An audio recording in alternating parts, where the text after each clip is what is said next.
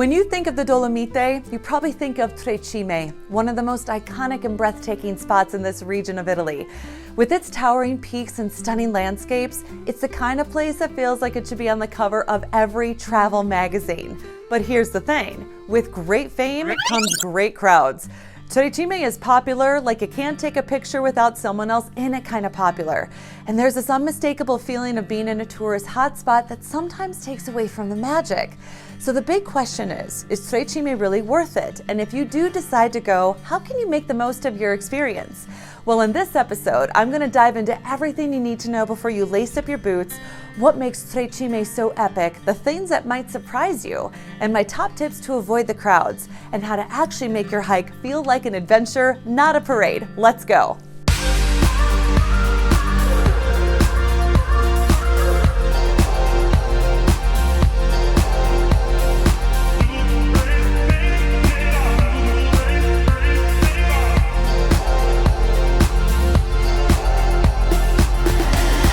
Now, before we dive into the hike itself, I want to break down a couple of key logistics. We stayed on the western end of the Dolomites during our time exploring this region, but if you want to do Tre Cime and create a shorter drive, stay closer to Cortina because it's going to be a lot easier for you to get up early to get a parking spot, which leads to pro tip number 1.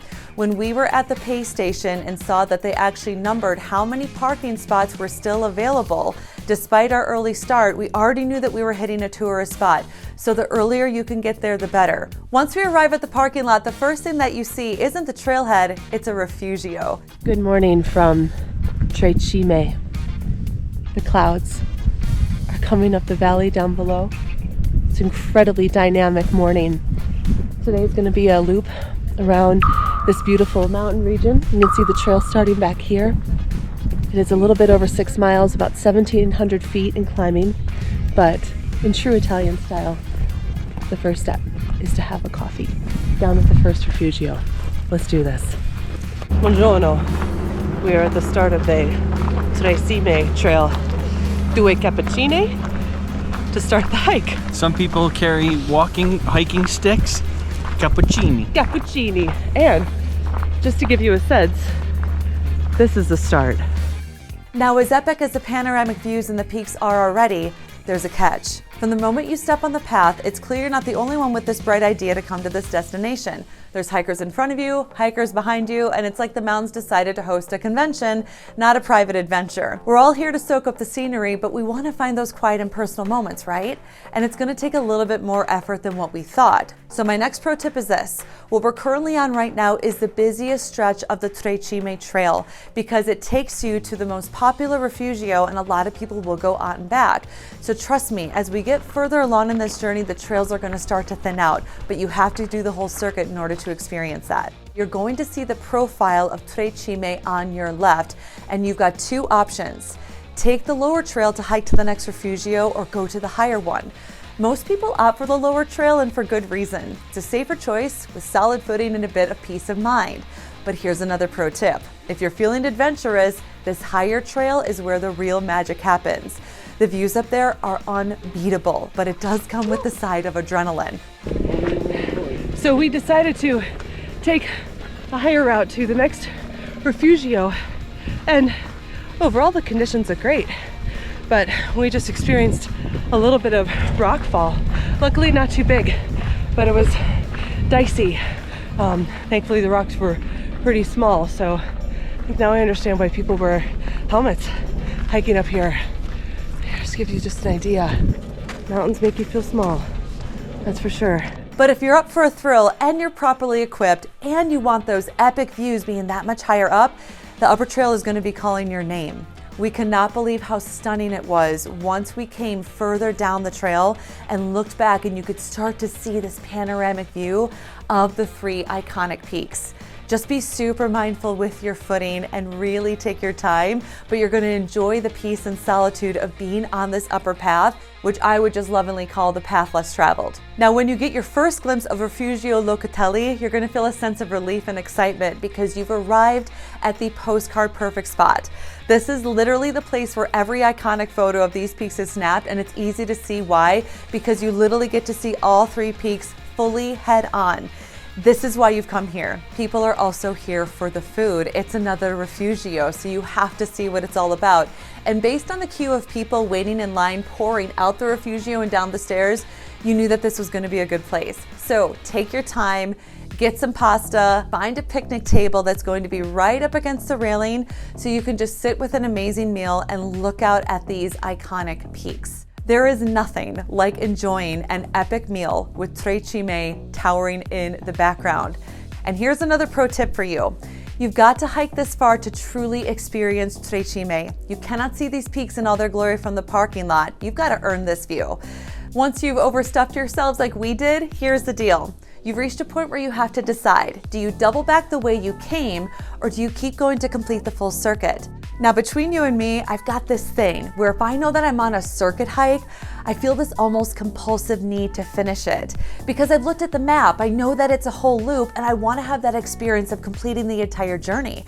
It's like when you start a great book, you've got to get to the last page. I mean, you can't just stop halfway. You've come this far, why not go all the way, right? My husband, on the other hand, has a signature move when he's ready to throw in the towel.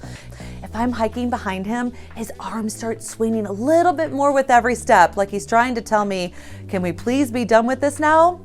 And let's just say after a big plate of pasta at the refugio, those swings were in full force. Now, to be totally honest, this circuit has the most amount of elevation gain after the refugio and after that big bowl of bolognese.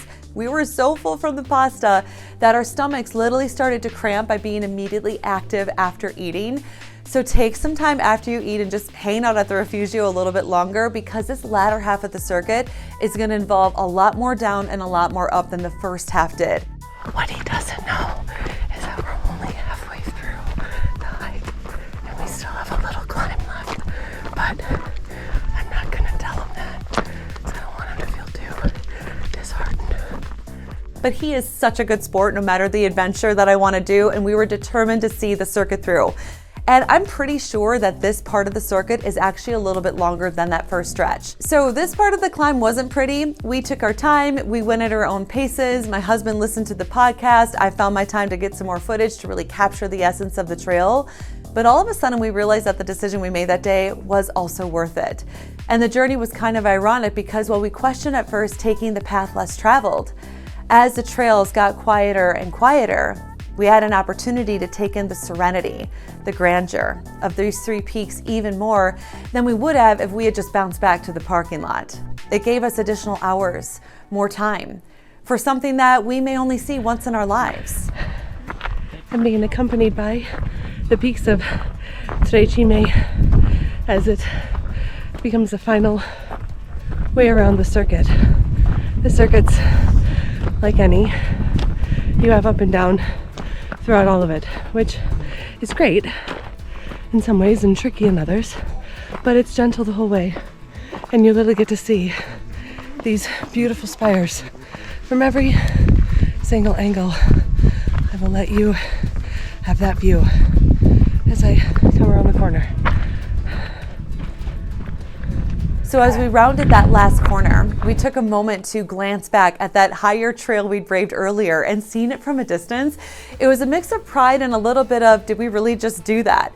Looking back, there's something really awesome about seeing how far you've come. And looking back for me right now today, I would absolutely take that upper trail purely for the adventure, but also for the quieter path. Because if you do decide to just go out and back, taking that upper trail is going to give you an opportunity to bounce away from the crowds a little bit more. But if I were to be really honest with you and give you another pro tip, if I had to choose just one circuit hike to do in Dolomites, I wouldn't choose a Tre Cime circuit, as beautiful as these mountains are. I would choose the Sassolungo circuit, which is in the western region of the Dolomites, and it has a lot of the same qualities. It's a circuit hike. It's a circuit hike around the base of beautiful mountains. It's a circuit hike with multiple refugios, and literally every refugio in Italy is going to have a full menu, pasta, bolognese, cappuccino, anything you could possibly want. So it has a lot of the same qualities, but I had miles of that circuit hike that I had completely to myself. So if you're looking to choose a really iconic circuit hike with the essence of what the mountains of the Dolomites region provide, I would choose the Sassolunga region and not Tre Cime. Love to you, Tre Cime, you're beautiful, but I do have a favorite. The final stretch of the circuit kind of felt like a victory lap because we knew the toughest parts were behind us, and it was all about soaking up those last incredible views. Before we wrap up, I'd love to know which of my pro tips hit the mark for you. Was it the dodge the crowds advice, or maybe the one about tackling the higher trail? Or did you just appreciate the reminder that pasta can be found at any refugio in Italy? Or my little inside tip about the Sassolunga circuit? I'd love to hear which pro tip you're planning to use. I'm all ears. I can't wait to hear from you in the comments. And just like that, we've wrapped up the Tre Cime circuit. Legs a bit tired, faces a bit sun-kissed, and hearts and bellies definitely full. It's one of those hikes that challenges you just enough to make the finish line feel that much sweeter. Thanks for joining me on the journey, and until next time, keep exploring. And remember, sometimes the best stories come from the hardest journeys, and those unforgettable views are always worth the wait. Hey, thanks so much for watching today's episode. Take a second and like this video, then subscribe to Explore This so you can get notified on when the next episodes come out, where we're going to be seeking adventure, tasting the world, and discovering everything. So excited to have you with me. I'm your host, Ahana, and I will see you next time. Buongiorno. 2 cappuccino per favore. Thanks for being on the journey with me.